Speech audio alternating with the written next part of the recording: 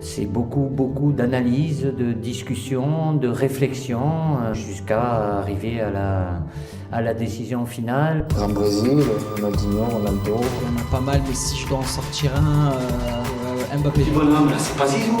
Là, c'est pas Zizou.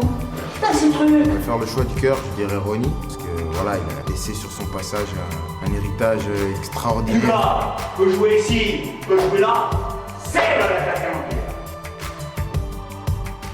Bonjour à toutes et à tous, bienvenue dans cet épisode 3 de la saison 2 de Jeux en Triangle. C'est toujours le même plaisir de retrouver David Hernandez et Geoffrey Stein autour de la table. Bonjour messieurs, est-ce que tout va bien ? Tout va bien, et toujours un plaisir de se retrouver pour une petite session. C'est le petit plaisir de chaque, plus de chaque jeudi, mais d'un jeudi sur deux du coup. C'est accompagné d'un beau soleil comme ça en plus. Semaine B. Semaine B. J'ai Alors. techno demain. Avant de se lancer, on rappelle comme d'habitude qu'on est disponible sur toutes vos plateformes de podcast préférées et que vos abonnements, partages, recommandations comptent beaucoup pour nous.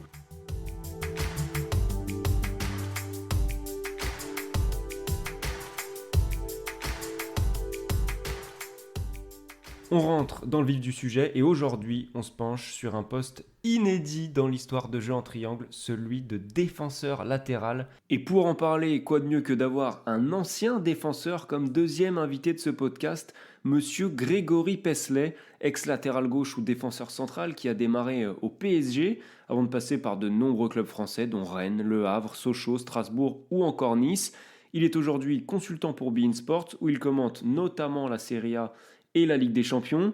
Comme lors du dernier épisode avec Benoît Chéroux, Greg Pesley n'est pas avec nous autour de la table, mais il a eu la gentillesse de prendre du temps pour évoquer les 3 joueurs choisis avec nous, et on le remercie grandement, bien évidemment.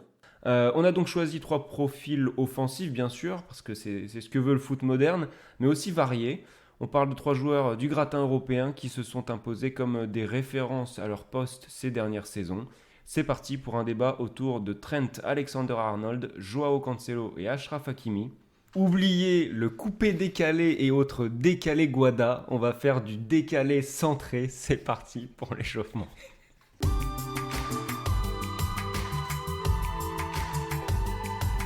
On se lance donc avec l'échauffement. Geoffrey, si tu veux démarrer.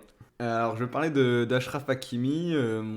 Je dois l'admettre, forcément, j'avais vu pas mal de ses prestations à Dortmund et à l'Inter, mais j'avais pas pris conscience, on va dire, du phénomène physique qu'il était sur la durée d'un match. C'est-à-dire que voilà, je voyais pas mal de highlights et même j'ai vu des matchs entiers, mais j'avais pas pris conscience de ça. Et en fait, j'étais au parc pour le premier match de la saison contre Strasbourg. Là, ça m'a vraiment sauté aux yeux. Et en fait, ce qui m'a surtout marqué, c'est que sur ce match-là, Pochettino avait fait le choix, en gros, de laisser le couloir droit à Hakimi. Il faisait vraiment tout le couloir et ça posait absolument aucun problème.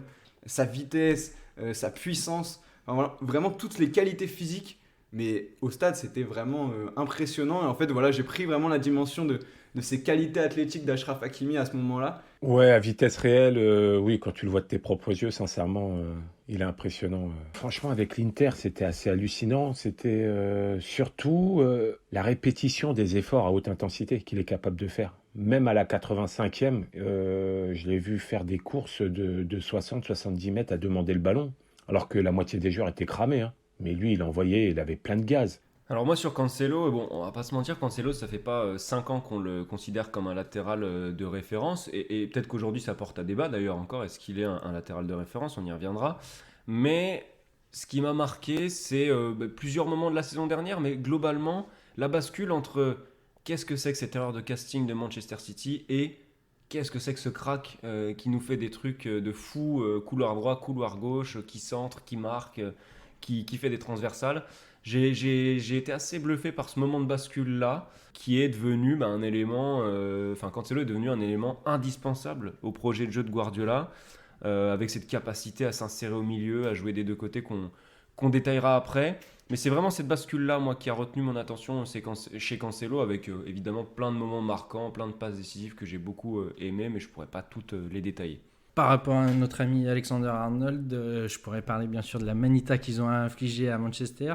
Mais c'est un autre match où Liverpool a roulé sur son adversaire et il s'agit du FC Barcelone.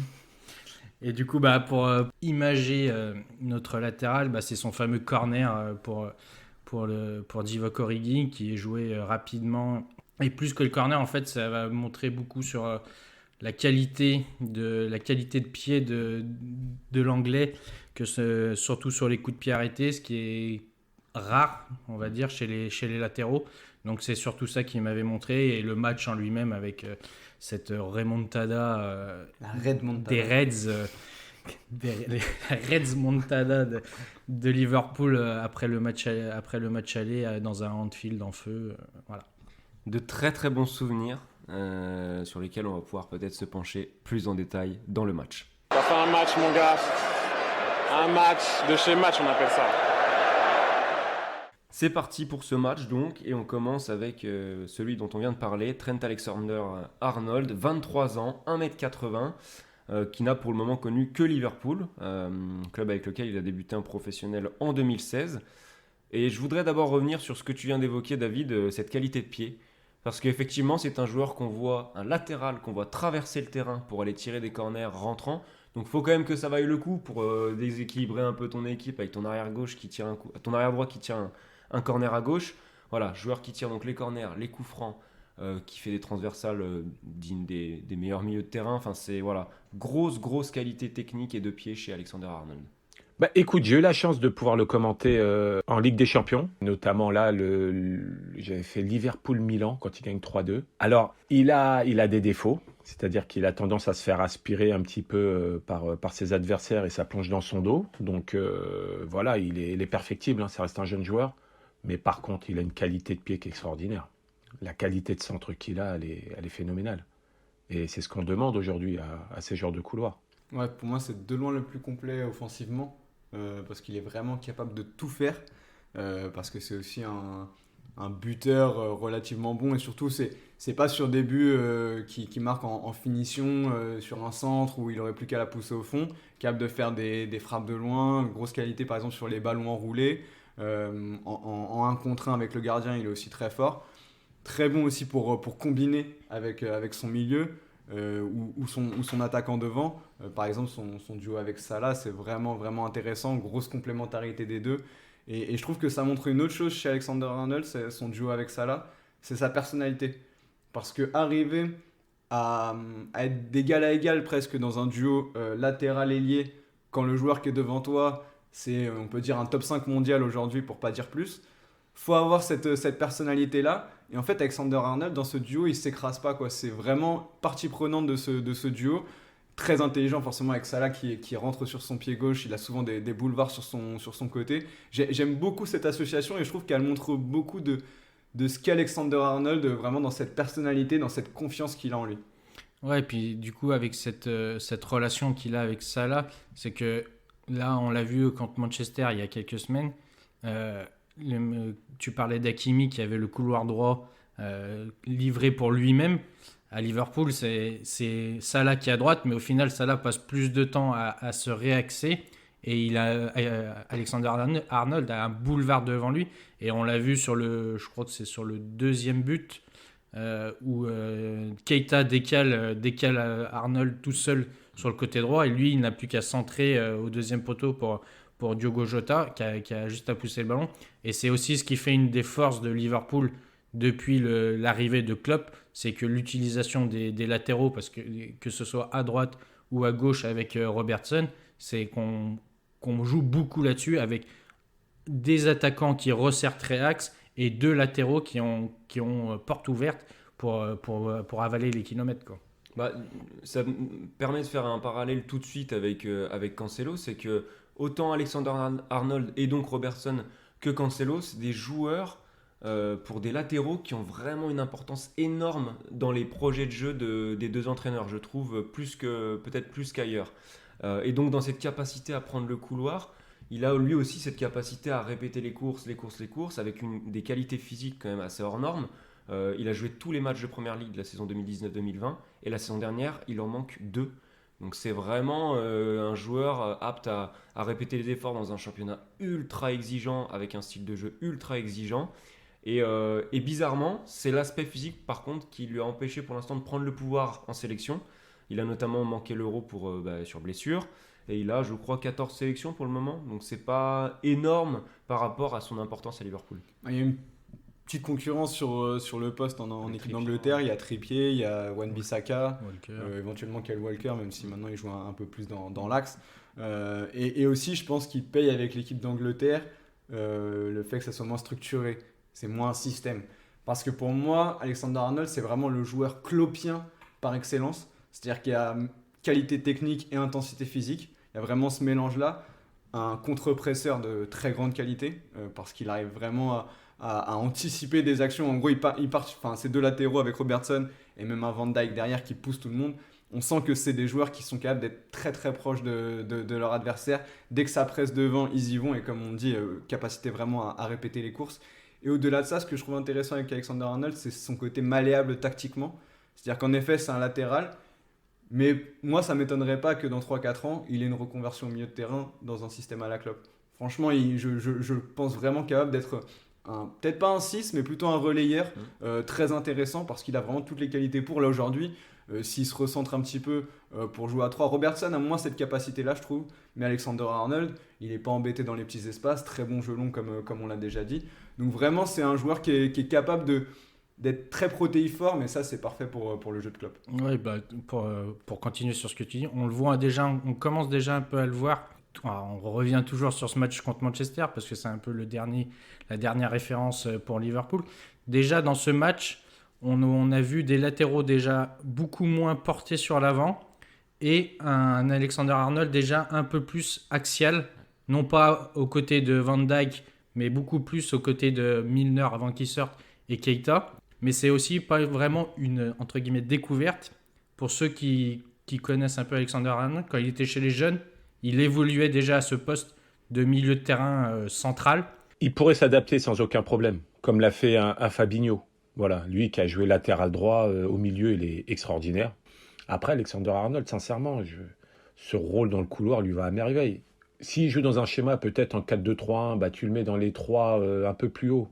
Côté droit, ça peut le faire, parce qu'il sera déjà dans une position haute, et avec une sécurité derrière lui, et pourra éventuellement t'aider dans le repli défensif, parce que voilà, ça fait partie de son bagage en tant que latéral. Mais non, moi je l'aime bien sur un côté. Et je trouve que, ça rejoint ce que tu dis, ce parcours et cette formation comme milieu de terrain lui sert aujourd'hui en tant que latéral techniquement.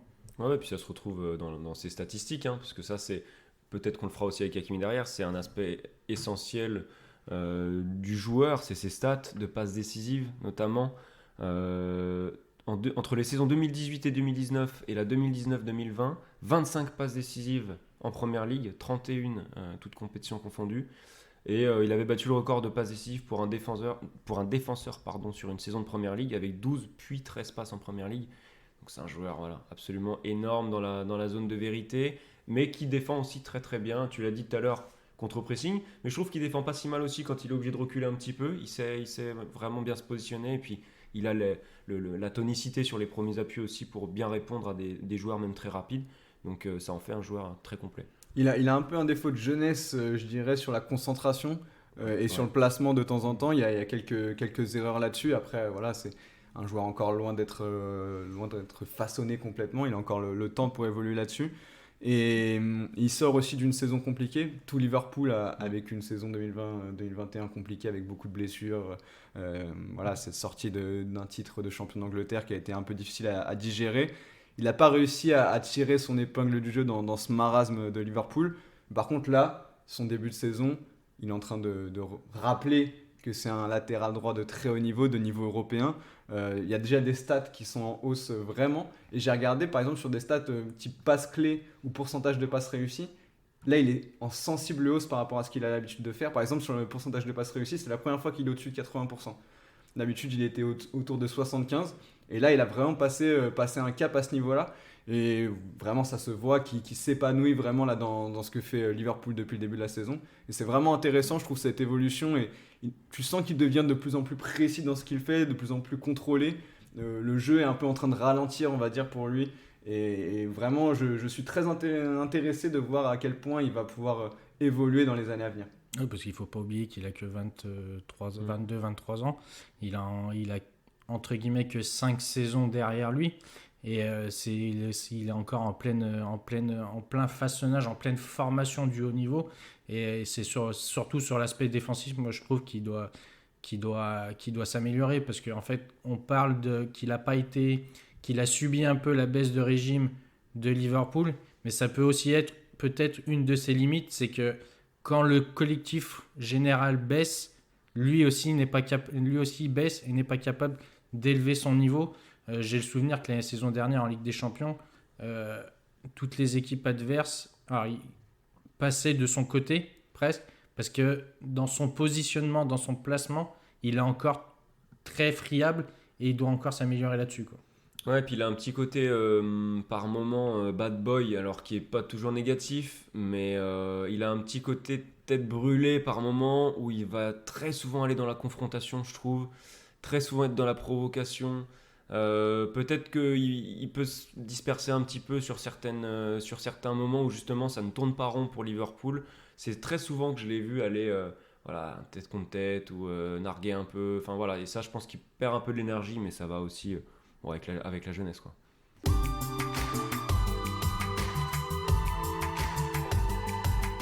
On peut enchaîner avec Joao Cancelo.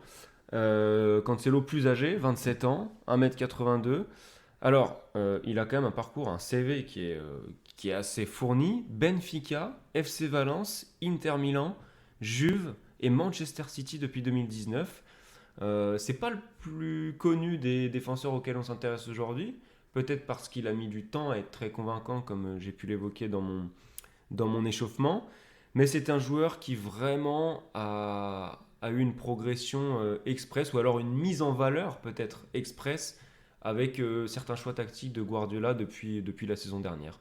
Il est voulu par Guardiola, déjà, quand il arrive à Manchester City. Il ne tombe pas un peu par hasard, c'est un échange avec Danilo, qui correspond au final pas du tout à la philosophie de jeu de Guardiola. Et Cancelo reste sur un exercice mitigé à la Juve, sans être mauvais, mais sans être flamboyant non plus. Donc c'est vrai qu'on se demande qu'est-ce qui passe par la tête de Guardiola d'aller chercher un joueur qui n'est pas si flamboyant que ça en Italie. Et au final, on se rend compte 2-3 ans après qu'il avait ciblé ce joueur pour pouvoir mettre en place cette fameuse nouvelle façon de jouer des Citizens, avec un latéral qui se retrouve presque milieu de terrain et qui se montre presque plus décisif et plus important en tant que milieu axial que comme vrai latéral, je trouve. Et en fait, là où tu vois que c'était ciblé, c'est que, pareil, j'ai un peu fouillé les stats. Lui, pour le coup, toute sa carrière, il était autour de 85% de passes réussies. Et en gros, Guardiola, quand il va cibler le profil de Cancelo, il sait ce qu'il veut. Il sait qu'il veut ce joueur très à l'aise avec son pied. D'ailleurs, avec les deux pieds. Très fin techniquement pour sortir sous pression. Et ce que je trouve intéressant, c'est qu'en plus, il rentre dans un truc tactique. Je vais faire une petite dédicace à nos amis du Winamax FC. J'ai regardé l'interview de Francaise qui parle du fait qu'à l'Euro, on a vu de plus en plus de latéraux faux pieds, après la mode des ailiers faux pieds. Et je trouve ça hyper intéressant, ce Cancelo faux pied qui joue beaucoup latéral gauche avec City, parce que ça ouvre des perspectives tactiques, techniques hyper intéressantes. Ça lui ouvre beaucoup de temps sur le jeu long, notamment, là où il a une grosse qualité aussi. Donc voilà, je trouve qu'en fait, voilà, Guardiola fait en sorte de faire exploser ce joueur, en tout cas de donner sa pleine mesure. Et c'est vraiment hyper intéressant d'avoir cette association coach-joueur qui marche à la perfection. Tu sais qu'aujourd'hui, ça fait plus de 10 ans que les portes de sortie se font souvent sur les côtés. Et on connaît l'importance des latéraux aujourd'hui dans les animations. Et Joao Cancelo rentre à merveille dans ce registre-là. Donc ça facilite grandement les schémas de jeu pour les coachs.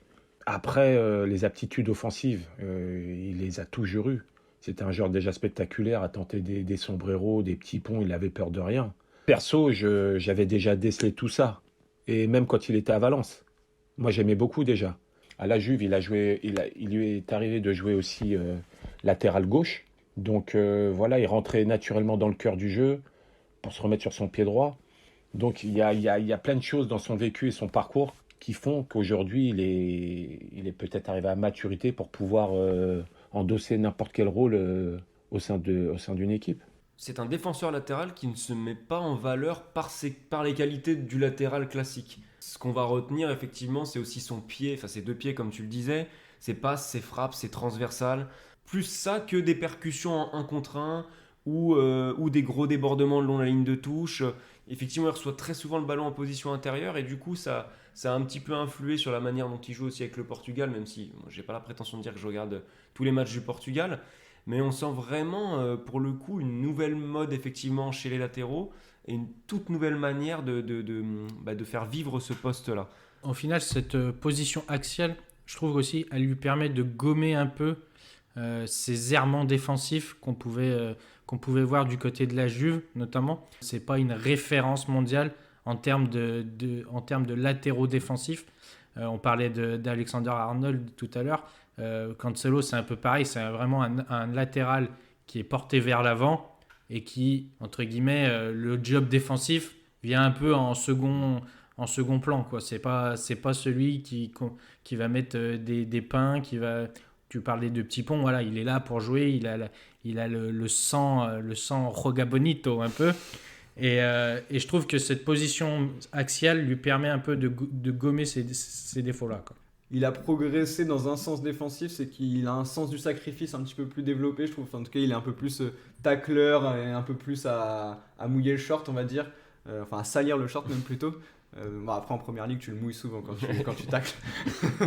mais voilà, je trouve qu'il a un peu développé cet aspect-là. Il est devenu un petit peu plus méchant, entre guillemets. Mais ça, c'est, je pense, justement l'effet première ligue, d'avoir un peu plus de duels, etc. Je le trouve un peu meilleur là-dedans.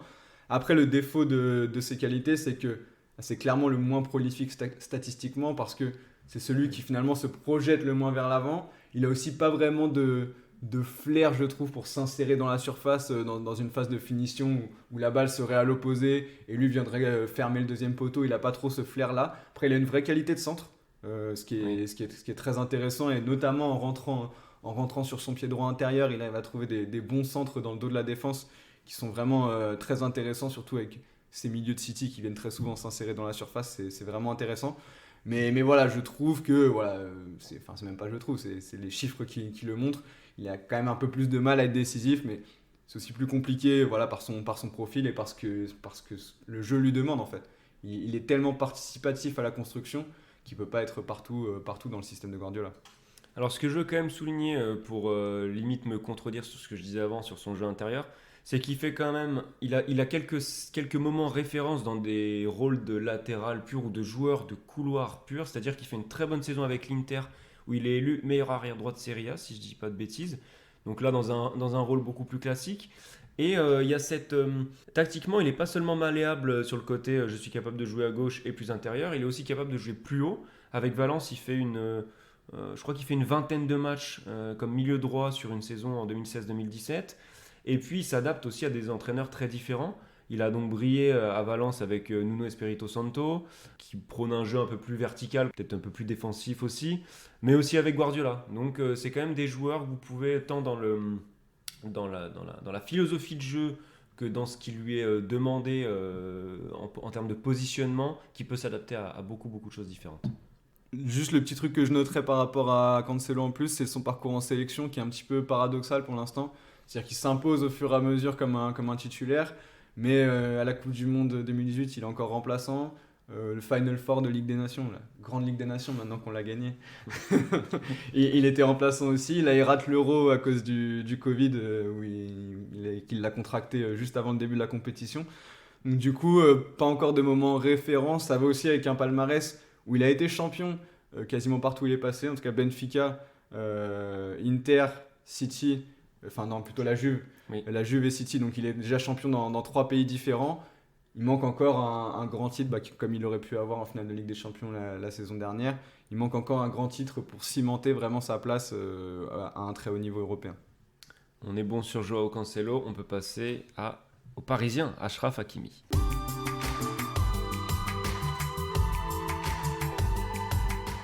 Alors Hakimi, il a 22 ans, 1m81.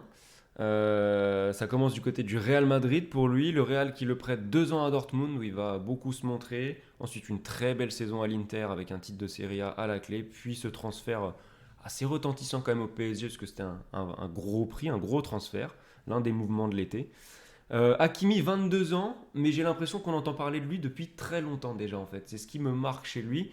Parce qu'à Dortmund, c'était des saisons pleines. À l'Inter, c'est une saison pleine. Et là, à Paris, un poste de titulaire indiscutable. Avec, alors là, on aura besoin de plus de recul pour le dire, mais cet enjeu, est-ce que Hakimi va être capable de s'adapter dans un schéma à 4 défenseurs alors qu'il s'est mis en évidence et il a percé au niveau à chaque fois dans un schéma où il était piston avec 3 défenseurs centraux derrière lui. Bah, c'est clairement la question parce qu'on voit déjà certaines limites sur son début de saison avec Paris. Bah là, pareil qu'on parle beaucoup du Manchester-Liverpool qui est encore frais dans nos esprits. Et voilà, ce OM PSG où il y a cette action où il prend son carton rouge, bah voilà, même si c'est pas que lié à lui, parce que c'est une sortie de corner, c'est une situation où Paris se fait prendre en contre. Mais ça symbolise un petit peu sa difficulté depuis le début de la saison à être toujours bien placé, à arriver à trouver l'équilibre entre son jeu porté vers l'avant, où il a des qualités vraiment exceptionnelles grâce à ses qualités athlétiques et ses qualités techniques, qu'il ne faut pas négliger, et arriver à trouver ce point d'équilibre. Pour l'instant, on est encore en tâtonnement, clairement, avec Hakimi. Il doit passer un cap parce qu'il met en danger son équipe sur certaines situations. Donc, faut faire gaffe, quoi. Faut pas oublier que ça reste un défenseur avant tout. Et la manière dont joue Paris avec 4 défenseurs, quand tu es latéral droit, tactiquement, tu peux pas trop te louper. Surtout avec les joueurs offensifs qu'ont Paris aujourd'hui. Si tu n'assures pas un minimum l'équilibre, ça peut devenir très très compliqué. Et je reste persuadé qu'il se bride un peu et il doit jouer avec le frein à main. Il doit se dire à ce moment-là, j'ai envie d'y aller parce qu'il y a l'opportunité, c'est libre. Mais derrière, ça va pas forcément compenser. Et ça, c'est un gros problème. Parce qu'Hakimi, pour nous, sur le début de saison, c'était la meilleure recrue de Paris, indéniablement. Il a été buteur, il a été décisif, il a été passeur décisif. Mais pour moi, c'était pas le Hakimi encore de l'Inter. Hein. C'est pour dire la marge qu'il y a encore. Maintenant, il va falloir trouver la bonne formule aussi avec Paris. Je trouve qu'en passant par l'Inter, et par contre, même si ça n'a pas duré très longtemps, il a quand même réussi à acquérir une certaine rigueur tactique qu'il n'avait pas du côté de Dortmund et du Real.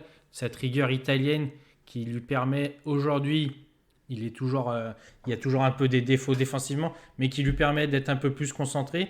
Et j'ai remarqué aussi depuis son arrivée au PSG qu'il a cette faculté à défendre en avançant, je trouve.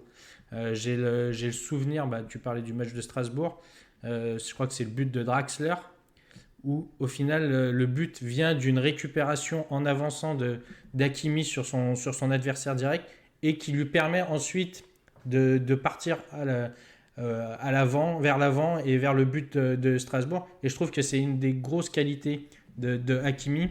Alors, son rôle de piston qu'il a joué pendant 2 saisons à Dortmund aide forcément à avoir cette qualité de projection. Mais je trouve que cet alliage de puissance physique et puissance technique aussi, parce qu'il est un peu brut, mais il a cette qualité qu'il a sûrement dû travailler du côté du Real Madrid et de la formation madrilène, mais il allie cette vitesse, cette puissance et cette résistance au choc et au physique qui font de lui un latéral qui, en enchaînant les matchs à 4 défenseurs, va prendre de plus en plus d'assurance et non pas rester dans ce moule de piston capable de jouer qu'en 3-5-2 et incapable d'avoir de référence défensive. Après, vous parliez de sa qualité technique. C'est vrai que c'est peut-être le moins bon pied des 3. Par contre, je trouve qu'il a un peu une gestuelle déliée par moment. Il est toujours très bien placé et ça fait de lui un joueur statistiquement très intéressant. Il a déjà 2 saisons à 10 passes décisives en championnat, c'est quand même énorme. La saison dernière, il met 7 buts avec l'Inter. Donc, évidemment, ça vient de son rôle assez avancé sur le terrain. Mais même si ce n'est pas le plus technique de ces joueurs-là, c'est un joueur qui sait être très propre dans la zone de vérité avec un petit côté ailier pur de débordement. Je fais souvent le geste juste, mais en toute simplicité en fait. Le seul petit bémol, c'est que dans la zone de vérité, il va devoir encore passer un step dans sa prise de décision et ses choix. Parce que parfois, il fait d'énormes différences et tu t'aperçois que dans le dernier geste, il se trompe. Mais bon, c'est un détail, hein, parce que le garçon est capable de te faire quasiment 10 passes décisives par saison. C'est ce qui est énorme. Ouais, j'ai regardé, on est même à 24 buts en 150 matchs sur ces matchs d'équipe première, je ne vais pas compter le Castilla.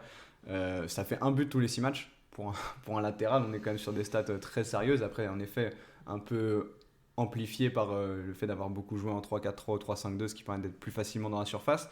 Mais ce que je trouve intéressant, c'est que techniquement, on va dire dans les passes, les petits espaces, les combinaisons, ça va peut-être un peu plus compliqué que les deux autres. Par contre, sa vraie qualité, pour moi, c'est sa qualité de conduite de balle. C'est-à-dire qu'il arrive à quasiment pas perdre de vitesse. C'est un joueur qui est un des 10 joueurs quasiment les plus rapides. Je sais jamais trop comment il calcule ces histoires de vitesse, mais visiblement il aurait été flashé à 36 km/h. Tu es dans la veine des Davis, des Mbappé, voilà, dans cette veine-là. Donc il arrive à conserver cette vitesse exceptionnelle, même balle au pied.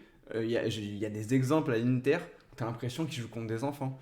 Il court balle au pied, mais il fait des différences tout seul quasiment, avec, comme tu disais, sa puissance physique où il va en imposer dès le départ. Et une fois qu'il est lancé, mais il est inarrêtable. Et je trouve une vraie qualité de conduite de balle, ce qui est pas si facile, je trouve, quand on a cette vitesse, d'arriver à maîtriser le ballon aussi bien. Ouais, puis surtout dans un rayon d'action où au final, quand le ballon est côté droit, tout le jeu va se concentrer sur le côté droit et les espaces vont être très, très, très faibles. Et pour revenir à cette qualité technique et qualité offensive, pour moi, c'est le plus clinique même des trois offensivement. Je crois que c'est en Trophée des Champions qui marque. Non, ouais, c'est un match amical où en fait tu le vois, il est sur son côté, il rentre et puis à la différence peut-être d'un Alexander Arnold qui va chercher à vouloir jouer en retrait sur un des attaquants, lui il s'est pas posé de questions. Il a vu le but même en angle fermé, il a décoché une grande mine et ça finit sous la barre. Et c'est aussi je trouve que c'est une de ses qualités, c'est qu'il est un peu attaquant dans l'âme en fait, je trouve. Il va avoir des réflexes d'attaquant quand il va se retrouver dans la surface. Alors, c'est pas vraiment ce qu'on lui demande en tant que défenseur de base, mais c'est dans un PSG comme actuellement où tout est vraiment recentré dans l'axe, ses qualités de débordement et de percussion dans la surface, ça fait un bien fou, quoi. Surtout dans un PSG qui cherche depuis un moment à avoir des mecs qui marquent ou qui font des stats en dehors des attaquants. Et par exemple, Hakimi, il te met le but de la victoire à 95e à Metz. Ça, c'est un truc immensément valuable pour le PSG parce que vraiment, il cherche cette capacité à être dangereux autrement que par les stars de devant. Un autre point que je trouve intéressant chez Hakimi, c'est le fait qu'il ait su s'adapter à la Bundesliga. Bon, la Liga, il y a peu joué, mais Bundesliga, Liga, Serie A, maintenant la Ligue 1. Et je trouve que ça colle bien avec l'aspect un peu multiculturel du bonhomme. International marocain, mais sa langue maternelle c'est l'espagnol, donc je trouve que dans un vestiaire ça doit être aussi très sympa d'avoir un joueur comme ça. Et bon, c'est pas un aspect terrain important, mais je trouve que ça colle assez bien au personnage, ce côté je m'adapte à beaucoup de vestiaires. Ça a l'air d'être un joueur aussi assez facile à vivre, donc ça c'est quelque chose que je voulais souligner à son sujet. Puis on va pas se mentir, hein, ça fait du bien au PSG d'avoir un latéral droit. Par rapport à Thomas Meunier, c'est un Legion grade, quoi. Non, mais aussi, c'est ce qui. En début, tu parlais du prix qu'a mis le PSG, c'est 65 millions d'euros, je crois. Ouais, 65. Ouais. Ils ont lâché les sous parce que c'est aussi un poste qui, depuis des années au PSG, est un peu ciblé comme l'un des points faibles du club, quoi. Après, il y a beaucoup de clubs qui sont. Oui. De toute façon, le poste de latéral droit, le poste de latéral droit est aussi une denrée rare, quoi. C'est aussi pour ça que ça se paye cher. On va faire un hommage à Léo Dubois. Tout le monde a parlé au Dubois dans son équipe. On parlait du duo Salah-Alexander-Arnold très complémentaire. Là, Shaqiri Dubois, c'est pas mal aussi. C'était le moment OL de cet épisode. Je voulais te couper tout à l'heure, je me suis dit non, allez, on va encore être taxé de lyonisme. On va pouvoir passer au temps additionnel avec le classement de chacun. Additionnel, 3 minutes minimum. 3 minutes de bonheur en plus. Messieurs qui se lancent. David, c'est parti. Et en titulaire, je vais mettre Alexander Arnold. Pour moi, parce qu'il est l'archétype aussi, on en parlait dans les épisodes d'avant de Joshua Kimmich, mais à terme, je trouve qu'Alexander Arnold peut suivre la voie qu'a connue Kimmich, de poste de latéral droit omniprésent à un poste axial beaucoup plus... peut-être moins en tant que sentinelle, parce qu'il a peut-être plus de bagages et plus d'envie offensive qu'un Kimmich. Mais je pense qu'à terme, il va réussir à s'imposer comme un milieu relayeur pour sa qualité de pied. Rien que pour cette qualité, pour moi, ça en fait un titulaire indiscutable parce qu'il peut apporter le danger aussi bien dans ses centres, aussi bien sur ses corners, aussi bien sur ses coups de pied arrêtés. Et c'est quelque chose qu'on ne trouve pas dans toutes les équipes. Donc je le mets titulaire. En remplaçant, je vais mettre Hakimi. Parce qu'à 22 ans, il a déjà un pédigré long comme le bras. Il a une expérience incroyable. Et alors, bien sûr, il y a des interrogations sur sa capacité à pouvoir s'imposer et à pouvoir être performant dans une défense à 4. Mais il ne faut pas oublier qu'à Dortmund, avant l'arrivée d'Haaland, il a aussi joué dans une défense à 4. Ça ne l'a pas empêché de faire des stats. C'était un jeu, un championnat beaucoup plus offensif que la Ligue 1. Mais il a déjà prouvé qu'il pouvait avoir cette capacité à se montrer décisif, autant à 3 qu'à 4. Donc je le mets comme remplaçant. Et je mets Cancelo comme au placard, parce qu'au final, on en a beaucoup parlé, mais on en a presque plus parlé comme un milieu pendant notre match que comme un vrai latéral. Et je trouve que par rapport aux deux autres, il est vraiment un cran en dessous, de par ses statistiques, de par son volume et de par tout simplement de par son palmarès. Il est champion, certes, avec la Juve, avec Manchester City, mais il n'a pas le poids qu'a pu avoir un Alexander-Arnold dans les sacres de Liverpool en Ligue des Champions ou en Première Ligue, ou même d'Hakimi avec l'Inter la saison dernière. Donc pour moi, il est un cran en dessous. Eh ben, j'ai le même classement que toi, David. Notre ami TAA en titulaire. Parce que je ne vais pas répéter tout ce que tu as dit sur sa qualité de pied extraordinaire, mais je trouve qu'en plus de ça, il apporte des garanties défensives et dans l'agressivité, dans l'impact, que les deux autres ne m'apportent pas ou m'apportent un petit peu moins. Je suis pas inquiet si je suis ailier, je suis pas inquiet d'avoir Alexander-Arnold dans mon dos, je sais qu'il va faire le boulot. Et ça, c'est très précieux parce que c'est souvent un reproche qu'on fait aux latéraux modernes de moins bien défendre, etc. Je trouve que lui... Il y a encore des choses à gommer, mais il défend quand même très très bien pour un latéral aussi porté vers l'avant, pardon. En remplaçant Hakimi parce que c'est aussi un joueur de très haut niveau, évidemment. Après, je vais le préférer quand même dans ce schéma en 3-4-3. Moi, je l'ai adoré à l'Inter parce qu'il y avait ce côté... dans une équipe défensive, ce joueur... qui va apporter la plus-value à un moment où les défenseurs vont être plus concentrés sur vos attaquants. Vous avez un schéma plus défensif, mais il y a ce joueur qui va faire le dépassement de fonction et qui va apporter quelque chose de très intéressant. Je trouve que lui, c'est le joueur parfait pour le dépassement de fonction dans des équipes un peu plus prudentes. Et puis au placard, Cancelo, parce que je le trouve encore irrégulier, même si ça va mieux qu'à une certaine époque. Mais mine de rien, il a 27 ans. Et derrière, pas une carrière monstrueuse non plus. Comme tu l'as dit, David, on en a parlé beaucoup, mais sur une période très restreinte, parce qu'avant Manchester City, Cancelo, personne n'en parlait, et il n'avait jamais été indispensable à un club. Je serais quand même plus élogieux sur sa place dans le titre de Manchester City en Première Ligue la saison dernière, parce que même s'il avait moins de stats, il était très influent dans le jeu. Mais globalement, je trouve qu'il manque de références et qu'il s'efface encore dans certains très grand match. Trent Alexander-Arnold va faire le triplé. Voilà, parce que comme on l'a dit depuis le début, pour moi c'est à la fois le plus complet offensivement et le plus fiable aujourd'hui défensivement, même s'il a encore des défauts. Ça reste pour moi le plus fiable des trois. Aucun doute sur le fait qu'il va continuer à progresser, à évoluer. La présence de Klopp lui permet de vraiment bonifier un maximum ses qualités. Comme tu le dis, il y a cette capacité, je pense, à terme, à jouer dans un rôle plus axial. Vraiment, je suis amoureux de ce joueur, je l'adore, la personnalité qu'il a, enfin, il est destiné à être capitaine de Liverpool sans aucun problème. C'est un scoozer à vie, je pense. Il y a vraiment moyen qu'il passe toute sa vie dans ce club-là. Et voilà, beaucoup d'amour pour Alexander-Arnold.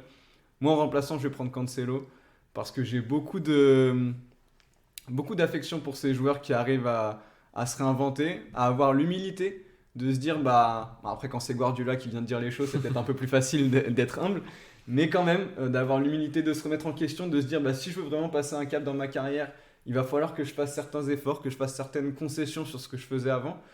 Jusqu'à son arrivée à City, il jouait jamais vraiment... Enfin, il était titulaire, mais il était un peu contesté. J'ai regardé, il n'y avait jamais de saison à plus de 3000 minutes. Et là, il a réussi à passer ce cap, à vraiment... Là, depuis le début de la saison, il a joué toutes les minutes de City. C'est vraiment un joueur fondamental d'une équipe, d'une des équipes les plus structurées d'Europe et les plus machinesques, on va dire, d'Europe. C'est pas anodin quand tu es latéral de réussir à avoir cette influence dans une équipe de ce niveau-là. Le seul bémol que je mettrais chez Cancelo, c'est que c'est des trois le moins capable de faire une différence, de débloquer une situation sur un éclair par rapport à Alexander-Arnold et Hakimi. Et Hakimi, je le mets au placard, c'est un petit peu un message. Il écoutera certainement pas le podcast, mais on sait jamais si tu m'entends, Achraf. Et voilà, déjà pour dire que Dortmund, Inter Milan, pour l'instant, sa progression elle est assez linéaire dans sa carrière. Là, le PSG, tu passes encore un cap. Là, tu joues dans un prétendant à la victoire finale en Ligue des Champions. Dortmund et l'Inter, j'ai beaucoup de respect pour ces équipes-là. C'est pas des clubs taillés pour gagner la Ligue des Champions. Ils veulent jouer le titre dans leur pays et aller le plus loin possible dans les compétitions européennes, mais c'est pas cet objectif-là. Donc là, on touche au gratin européen et c'est là qu'il faut passer le petit cap qui manque. J'espère pour lui qu'à un moment, à Paris, il y aura peut-être aussi une réflexion sur une défense à 3 avec le retour de Ramos, etc. Ça peut lui permettre de vraiment évoluer. Et voilà, défensivement, ça manque encore un peu de sécurité dans les duels. Des fois, il se jette bêtement. Il y a encore pas mal de choses à travailler, à peaufiner. Après, voilà, son potentiel offensif est tellement énorme que voilà, tu as envie de voir un joueur complet qui va se développer à Paris. Moi, j'y crois vraiment. Mais à l'heure actuelle, je crois que c'est celui qui offre presque le moins de garanties sur ce qu'il va apporter d'un match à l'autre par rapport aux deux autres. Je te mettrais Hakimi premier dans un schéma en 3-5-2. Parce qu'en Europe, l'année dernière, je n'ai pas vu plus fort dans ce qu'il a réalisé couloir droit. Donc voilà, mais dans une défense à 4, je le mets troisième. Donc tu vois, ça dépend de pas mal de paramètres. Sinon, je mettrais pour l'homogénéité et l'équilibre, je mettrais Alexander-Arnold. Et en plus, voilà, il est capable de tout faire. Après, João Cancelo, c'est un cas particulier aussi, parce qu'il joue dans une équipe qui développe un jeu complètement différent. Quand tu vois des latéraux rentrer dans le cœur du jeu, c'est complètement inédit, ça n'existe pas, tu le vois quasiment pas. Il sait s'adapter et City fait partie des plus grosses équipes d'Europe. Donc ça prouve que lui, en tant que titulaire, et encore que, parce que Walker a beaucoup joué aussi, donc c'est vrai que c'est délicat votre émission quand même, hein. Pas évident de faire un choix. Hein. Mais allez, non, je vais quand même mettre Hakimi deuxième et troisième João Cancelo. Bon, on est content d'avoir posé des problèmes à monsieur Greg Paisley dans ce podcast, c'est ce qui fait aussi le charme de cette émission. On le remercie une nouvelle fois, bien sûr, pour sa disponibilité, pour sa gentillesse. On vous remercie, vous aussi, nos auditeurs, de continuer d'écouter ce podcast. Et on peut que vous inviter à continuer de le partager, en parler autour de vous. On a hâte d'avoir vos retours comme d'habitude, mais peut-être encore plus que d'habitude, savoir si ça vous parle, ça vous plaît, d'évoquer un post un peu plus de niche, un peu moins mis en avant, ou si c'est un truc qui vous emmerde, tout simplement. Nous, en tout cas, on a pris du plaisir à le faire. Et on se dit à dans 2 semaines pour un nouveau numéro sur un post différent, évidemment. D'ici là, donc portez-vous très bien. Merci David, merci Geoffrey. On se retrouve dans 2 semaines. À plus. Merci les gars, merci à tous. Ciao tout le monde.